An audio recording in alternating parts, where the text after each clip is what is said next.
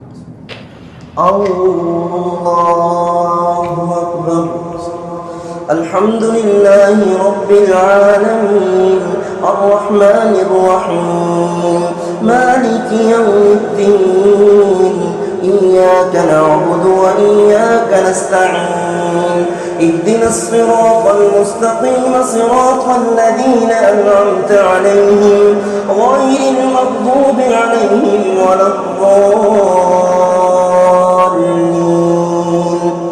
قاتلوهم يعذبهم الله بأيديكم ويخزهم وينصركم عليهم ويشف صدور قوم مؤمنين ويذهب غيظ قلوبهم ويتوب الله على من يشاء والله عليم حكيم.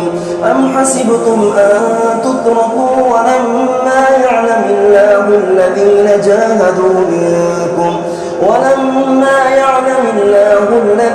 جاهدوا منكم ولم يتخذوا من دون الله ولا رسوله ولا المؤمنين وليجة والله خبير بما تعملون.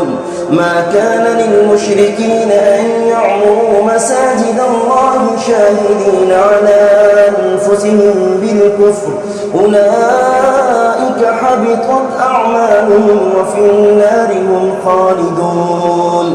إنما يعمر مساجد الله من آمن بالله واليوم الآخر وأقام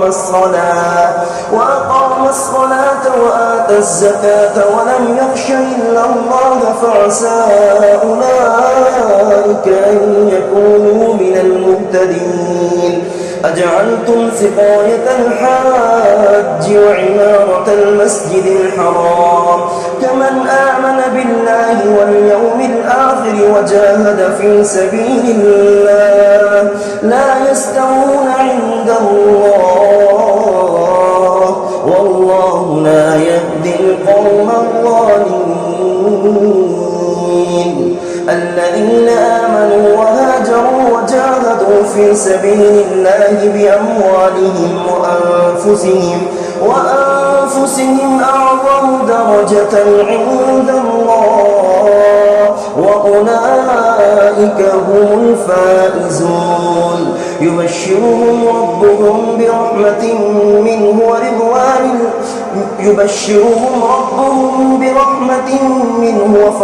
منه ورضوان وجنات لهم فيها نعيم مقيم خالدين فيها أبدا إن الله عنده أجر عظيم.